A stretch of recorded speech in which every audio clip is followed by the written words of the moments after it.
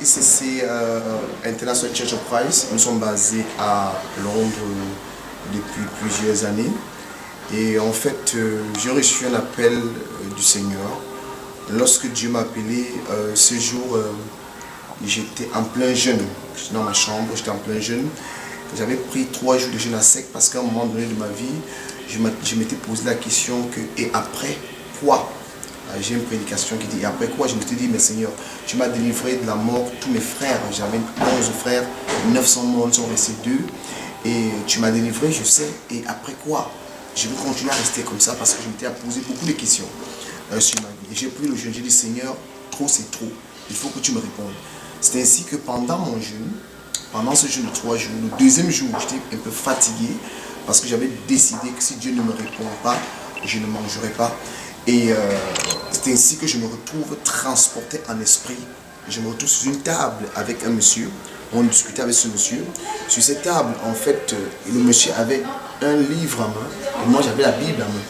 Et je disais à ce monsieur, en fait, mon livre était la parole vivante de Dieu. Et lui me disait aussi que son livre était la parole de Dieu, mais pas vivante. Alors j'ai dit au monsieur, dans ce cas, ce que nous allons faire, on va faire un exemple. On va voir, on va faire un défi. Et j'ai dit au monsieur, voilà ce que nous devons faire. Il faut que tu invoques ton Dieu et qu'il t'envoie le feu. Celui dont le livre sera consumé, ça sera le faux livre. Il m'a dit d'accord. Alors le monsieur, donc, qu'est-ce qu'il va faire? Il va invoquer son Dieu. Il invoque son Dieu, il invoque son Dieu. Rien ne se passe. Après peut-être quelques minutes, le monsieur me dit, bon, allez-y maintenant. Moi aussi, je lève mes mains, je commence à invoquer Dieu. Rien ne se passe. En fait, quand chacun invoquait, l'autre tenait son livre à main.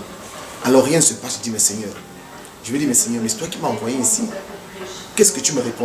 C'est ainsi maintenant que je vais voir un feu va descendre. Ça va consumer le livre du monsieur. Le monsieur va avoir peur, il va rentrer en arrière.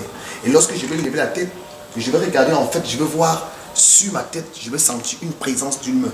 Et je lève, je vois une main, en fait. C'était en forme de main, mais ça avait une couleur d'or. Jusqu'en ce moment, quand je suis en pleine prédication, que je suis en plein d'enseigner, je sens cette présence. Hier, par exemple, pendant que j'enseignais à table de pierre, à un moment donné, quand la puissance commençait à descendre, je sentais cette main sur ma tête. Partout où j'allais, je sentais cette main me suivre. Et Dieu m'a dit, ma main est sur ta tête. Va et annonce ce que tu as vu et ce que tu as vécu. Et fais des nations des leaders. Il m'a dit, pas des disciples, mais il a dit des leaders. Depuis ce jour, quand je suis descendu du lit, je commençais à pleurer. Pourquoi je pleurais? Parce que mon grand frère, étant un homme d'église, j'ai vu mon grand frère souffrir dans l'église. Donc ça me faisait tellement mal parce que je suis journaliste de profession, en passant, et j'avais à travailler dans les médias. Donc ce qui fait que quand je venais en Europe, je disais que je venais perfectionner mes études dans le journalisme pour rentrer travailler dans mon pays. Mais je me suis retrouvé que Dieu me disait de tout abandonner et de le suivre. Je me suis mis à pleurer. Et c'est en fait, c'est ce que je veux transmettre aux gens. Je vais dire aux gens que, quel que soit ce que tu es, Dieu peut t'utiliser. C'est la vision. D'accord. Alors, on appelle aussi votre église House of Prosperity, c'est-à-dire Maison de la Prospérité. Est-ce que vous pouvez nous expliquer pourquoi? Oui, la Maison de la Prospérité, parce que lorsque Dieu m'appela, il me dit, là où tu vas faire des hommes, tu vas faire des nations, des disciples, des personnes que j'ai choisies. Ce sont des gens qui sont liés, des gens qui croient qu'ils ne peuvent plus rien faire. Mais je veux faire de toi une personne qui va les sortir de là et les rendre prospères. Et s'il vous plaît, la prospérité ici n'est pas le fait d'avoir de l'argent. Parce qu'on va avoir de l'argent sans être prospère. Il faut qu'on se comprenne. La prospérité que Dieu me dit ici, la Bible déclare, sois prospère à tout égard, comme prospère l'état de ton âme. Ici, ce n'est pas la prospérité financière, mais c'est la prospérité que j'appelle la paix du cœur. Lorsque tu as la paix du cœur, lorsque tu as la paix dans ton foyer, tu as la paix dans ta famille, tu as la paix dans ta santé. C'est ce qu'on appelle la prospérité. C'est ainsi que nous appelons la maison de prospérité. En fait, tu vas apprendre la maison de paix, la maison où il y a la joie, la maison où on trouve le bonheur. Là, au moins, c'est clair. Alors, vous avez 2 églises, l'une à Londres et l'autre à Paris. Et je suppose que ça demande beaucoup de déplacements et beaucoup de sacrifices. Est-ce que vous pouvez nous expliquer comment vous faites pour la conciliation vie privée et vie spirituelle? Ça, c'est une très bonne question. En fait, mon épouse est prophétesse. Elle est la prophétesse Semin Kundu. Et l'église de Londres a déjà bientôt 16 ans. Et Paris, et nous sommes à Paris il y a que 1 an, 8 mois.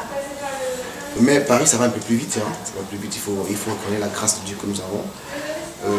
Ça fait cela 1 an et demi. Qu'est-ce que je faisais? 1 an, 6 mois. Je faisais culte le matin de 10h, tous les dimanches, de 10h à 12h. Je finissais sur Paris et je prenais l'Eurostar que j'allais sur Londres. J'arrivais à Londres à 16h, je commençais, je prenais le micro, 16h30, 18h. J'ai fait ça pendant 1 an et demi. Ce n'était pas facile, ça ne veut pas dire qu'il n'y avait pas de prédicateur à Londres. Mon épouse ne peut pas prêcher, ou mes pasteurs, j'ai 7 pasteurs à Londres qui peuvent bien prêcher. Mais parfois, quand vous avez une mission assignée par Dieu, quand Dieu vous demande de faire quelque chose, vous êtes obligé de le faire comme Dieu le veut. Et aujourd'hui, je peux voir les fruits. Je crois que l'homme de Dieu, le master prophète Nathanaël Mbali était à Londres la fois dernière. Il a vu le travail qui a été fait et puis il a fait un très grand travail merveilleux. Je vous remercie. Alors, on sait qu'un homme de Dieu ne se déplace pas par le fruit d'un seul hasard. Vous êtes aujourd'hui à Reims pour un message. Et est-ce que vous pouvez partager avec nous, avec nos téléspectateurs, le message de Dieu pour l'église Table de Pierre en particulier et pour la ville de Reims en général? En fait, je dirais que en ce qui concerne Table de Pierre, je dirais déjà que c'est une église sœur. Parce que l'homme de Dieu en question, le master prophète, que j'appelle le master prophète, me dit un homme, parce que nous avons les problèmes en français. Le master prophète, en fait, nous l'on dit ceci, que c'est un prophète qui a des prophètes autour de lui, qui travaille les prophètes. L'homme de Dieu, Nathan Bali, en fait, c'est un frère, c'est un ami. Je l'ai un peu côtoyé, on a discuté. Et la mission de Table de Pierre ici à Paris, c'est une mission divine. C'est une mission divine. Je sais que depuis qu'il était sur Paris, il m'a dit, homme de Dieu, il faut que tu viennes. Et quand nous sommes arrivés, il est arrivé ici à Reims, ça fait plus d'1 an qu'il m'a demandé, il faut que tu viennes sur Reims. Mais aujourd'hui, ma présence à Reims, c'est une présence divine. Parce que Dieu m'a parlé, Dieu m'a dit pas à Reims, parce qu'il y a des gens qui attendent le son de ta voix. Il y a des gens qui attendent que tu parles, pour que je puisse faire quelque chose dans leur vie. Je suis à Reims aujourd'hui. Et j'ai vu tout ce qui se passe à Reims. Je suis à la limite, je dirais même que je suis dépassé, parce que c'est pas ce que je pensais. Parce qu'en 1 an, faire ce que cet homme peut faire en 1 an, ça c'est merveilleux, avec près de 200 personnes assises, avec une église qui a presque construit. Quand je vois le bâtiment, j'essaie de voir le travail, l'organisation des ressources humaines, parce que c'est ça le plus difficile. Tu peux avoir un grand bâtiment, tu peux avoir une grande foule, mais le plus difficile c'est organiser les gens, votre façon de travailler. J'apprécie beaucoup votre façon de travailler, le protocole, je vois la chorale, je vois le personnel, c'est un peu le système de chez nous, le système américain, le système anglo-saxon, et je crois que cet homme a vraiment pris du temps pour bâtir. C'est pas tellement le bâtiment, c'est pas le luxe qui est dans notre église, mais je parle particulièrement de la façon dont le personnel est formé, et je crois que ceci, il faut vraiment avoir beaucoup de temps pour le faire. Et si ce n'est pas la main de Dieu, c'est pas possible de le faire. Et je crois que la main de Dieu est sur cet homme. C'est la raison pour laquelle je rends encore gloire au Seigneur. Je suis très content d'être là. Je sais que Dieu a fait de très très grandes choses avec cette église. Mais alors Dieu m'a dit encore cette nuit que cette église sera beaucoup combattue par des hommes qui se leveront avec des faux témoignages, des choses pour combattre l'église. Mais alors, les adversités nous permettent d'avancer dans le ministère. Si tu n'as pas d'adversité, tu ne pourras pas savoir qui tu es. Et d'ailleurs, il y a un écrivain qui disait, Audereux, qui disait, un écrivain philosophe qui disait, nul ne se définit que devant un obstacle. Un homme ne peut se définir devant un obstacle. Une église ne peut se définir que devant une adversité. Quand il y a une adversité, l'ennemi se lève. C'est en ce moment que Dieu veut définir qui tu es. Et je vous encourage beaucoup pour le travail que vous faites. Je vous remercie. Et le thème de la conférence, c'est la malédiction de Jéconia. Est-ce que vous pouvez juste expliquer très brièvement pour tous ceux qui nous regardent pourquoi ce thème? Oui, Jéconia, c'est une révélation que l'Éternel m'a accordée. Vous savez, j'ai prêché ce message dans un pays, en Afrique, et le pasteur était fâché. Lorsque j'ai dit que Jésus était sous la malédiction, on dit non, c'est pas possible, le général. Mais tu es même fou, on appelle ça l'hérésie. Il m'a dit, mais ça c'est l'hérésie. Bon, l'hérésie en fait c'est la fausse doctrine, la doctrine antéchrist. Le médecin s'est dit, comment tu peux dire des choses pareilles? Mais si les gens t'entendent, on va te faire du mal. Ne dis plus jamais ça. Arrête ce genre de message. Je lui dis, écoute, je vais t'expliquer. Parce que Dieu m'a révélé, depuis Abraham à David, 14 générations, de David à la déportation, 14 générations, la déportation à Jésus, 14 générations. Et la Bible nous dit de David à la déportation, il y a eu quelque chose qui s'est passé. L'homme de Jéconias avait posé un acte qui n'était pas bien devant le Seigneur. Et Dieu va maudire Jéconias dans le livre de Jérémie 22, à partir du verset 29, il va maudire Jéconias. Lorsqu'il va maudire Jéconias, maintenant, la question qu'on va se poser, aujourd'hui nous allons lire les 3 types de malédictions qu'il avait déposées chez Jéconias. Il a dit, enregistrez ceci, car cet homme sera privé d'enfants. Et lorsque nous regardons, Jéconias, en fait, c'est un ancêtre à Jésus. C'est un ancêtre à Jésus, parce que la Bible nous dit quoi? Voici la génération de Jésus. Donc, lorsqu'on nous parle, nous savons que Abraham, c'est la génération de Jésus. Nous savons que David, d'ailleurs, on appelle David fils de... On a appelé Jésus fils de David, il n'a pas refusé. Donc, ça veut dire que Jéconias aussi était l'ancêtre à Jésus. Donc, si l'ancêtre à Jésus, parce que quand on va continuer à lire, on va dire aucune personne de la génération de Jéconias, la postérité de Jéconias, ne pourra être sur le trône, ni son fils. Et on a dit que toute personne qui vient de Jéconias, sa postérité, sera sans enfant, privé d'enfant. Et cette personne ne pourra pas hériter du trône, ni gouverner. Regardons un peu la vie de Jésus, ma soeur. Jésus n'avait pas d'enfant. Vous allez me dire oui, parce que c'était Dieu n'avait pas d'enfant. Mais lorsque nous regardons, on dit qu'il sera privé. Quand on dit privé d'enfant, ce n'est pas seulement l'enfant naturel, c'est aussi privé de tout ce qu'il peut produire. Il ne faut pas que les gens nous disent des choses, laissons la parole de Dieu parler. Jésus n'avait pas, la Bible dit que le Fils de l'homme n'avait pas où poser sa tête.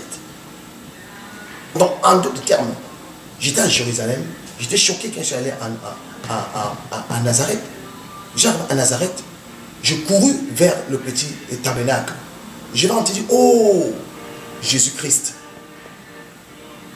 Le monsieur me dit, ici, ne dis pas Jésus-Christ. Ici, c'est Jésus de Nazareth. Et je lui ai posé la question, on arrête, je lui ai posé la question, mais pourquoi Jésus de Nazareth? Il me dit, ici, Jésus de Nazareth. Il me dit, il y a une différence entre Jésus de Nazareth et Jésus-Christ. Jésus de Nazareth, c'est le Jésus qui est le fils à Nazareth. Et le fils à Nazareth vivait sous la malédiction de tous les enfants de Nazareth. Nazareth, c'est un petit village. Laissez-moi vous dire, est-ce que vous savez que Jésus est né à Nazareth? Mais c'est le village de Jésus. Mais la grande surprise, c'est que Nazareth n'a jamais été... Tout ce qu'il y a à Nazareth, c'est la pauvreté. Mais regardez Jérusalem. Jérusalem est tellement riche. Il n'y a aucune... Même Paris n'atteint pas Jérusalem, excusez-moi. Paris n'atteint pas Jérusalem. Mais regardez Jérusalem, avec tout ce qui est la sécurité qu'il y a à Jérusalem. Mais alors, qu'est-ce qui se passe? Ça se passe ainsi que l'homme m'explique, il me dit, c'est pour cela que quand Jésus était sur la croix, lorsque Ponce Pilate avait écrit fils de, il avait écrit roi des Juifs, les souverains sacrificateurs. Un souverain sacrificateur, c'est qui? C'est un homme qui a l'amabilité, c'est un homme qui a la capacité de pouvoir décortiquer les paroles, la parole biblique. Et ces gens savaient qu'il y avait une malédiction qui a été prononcée sur tout le village de Nazareth. Donc en fait, Joseph, qui était le fils à Jésus, qui était le père à Jésus, en fait le père adoptif à Jésus, était sous la malédiction de Jéconias. Donc aucune personne de ce village. C'est la raison pour laquelle on avait demandé, est-ce que quelque chose de bien peut-il sortir de Galilée? Parce que Galilée, c'est la grande contrée et Nazareth, c'est la petite contrée à l'intérieur. Quelque chose peut sortir à l'intérieur. Pourquoi? Parce qu'on savait que Galilée était sous la malédiction de Jéconias. Mais la grande surprise, ce que je vais vous dire, c'est ceci. La mort de Jésus sur la croix, qu'est-ce que c'était en fait? La mort de Jésus, en fait, si vous voulez, c'est un signe. Si vous voulez, la croix de Jésus, c'est un signe de la maternité de notre gloire. Je veux dire quoi? La Bible dit, étant sur la croix, le sang a coulé, l'eau a coulé. Nous savons quand une femme accouche, qu'est-ce qui coule? L'eau et le sang. Et un nouveau naissant. Jésus étant sur la croix, c'est un signe de la maternité pour nous, pour que notre gloire soit accouchée. C'est pour cela que Jean dit, j'ai vu le sang et j'ai vu l'eau couler de ses côtes. Et la Bible, les Écritures disent qu'on a authentifié. Donc ce sang et cette eau qui coulait, on a vu l'eau couler. Quand une femme va accoucher, l'eau commence à saigner. C'était le mal que Jésus avait. Et ce mal-là, bien, c'était pour que toi et moi, que nous ne soyons plus sous la malédiction, mais que nous soyons sous la bénédiction. Amen. Donc nous tendons vers la fin de notre interview. Merci. Et juste, est-ce que vous avez un dernier mot à ajouter, en particulier pour les églises qui ne veulent pas accepter la délivrance? Est-ce que vous avez un message particulier pour ces églises? Bon, ça c'est c'est un très grand débat. C'est vrai que ça fait couler beaucoup de salive, beaucoup d'encre. Je suis aussi écrivain, hein. On a beaucoup écrit sur la délivrance, on a beaucoup parlé. Et en parlant comme théologien, je dirais que c'est même un domaine qui est très compliqué parce que c'est un domaine spirituel, trop compliqué à expliquer. Mais je vais dire à quelqu'un qui me regarde ce jour, à un frère, à une soeur, à un collègue dans l'œuvre, dans le chant du Seigneur, dit que la délivrance, et je le dis, ça fait aujourd'hui 19 ans que je suis dans mon service, je dirais qu'il écoute très bien ou qu'elle écoute. La délivrance n'est pas une option. La délivrance, c'est une nécessité. Jésus a passé 3/4 de sa vie sur cette terre, disent les théologiens, en train de prier, chasser les démons, guérir les malades, ressusciter les morts. C'était la délivrance. Il a dit, allez à travers le monde, faites comme moi, car je suis le chemin, la vie et la vérité. Nous ne pouvons venir au Père que par moi. Je crois que si nous voulons suivre Jésus, nous devons être les exemples de Jésus. Jésus-Christ, nous sommes des chrétiens, nous devons passer par la délivrance. Donc, ça dépend de ce que vous appelez délivrance. Si j'en pense à la délivrance, si tu tombes sans rouler par terre. Je vais vous prendre un exemple. Tout le monde en a besoin, la délivrance. Je suis aujourd'hui ici à Reims. Je suis en train de vouloir commencer une église, peut-être je vais prendre en Allemagne. J'ai besoin de fonds. Pendant que je prie pour les fonds, le jour que je vois les fonds, ça sera une délivrance pour moi. Parce que je veux commencer cette église. Vous comprenez ce que je suis en train de dire? Mais gens, ils ne comprennent, ils croient que la délivrance, dû au fait que les démons, c'est aussi un démon. Parce qu'il y a des gens que la pauvreté, c'est même le plus gros démon possible qu'on peut avoir dans la vie. Que Dieu vous bénisse. Merci, homme de Dieu, de nous avoir reçus. Dieu vous bénisse. Alors, peuple de Dieu, serviteurs et servantes de l'Éternel, nous espérons que vous avez pris un réel plaisir à nous écouter. Donc, pour tous ceux qui veulent rencontrer l'homme de Dieu, le général Jean-James Koundou, vous allez voir au bas de vos écrans l'adresse et les horaires de culte dans ces églises à Londres et à Paris. Dieu vous bénisse. Merci et au revoir.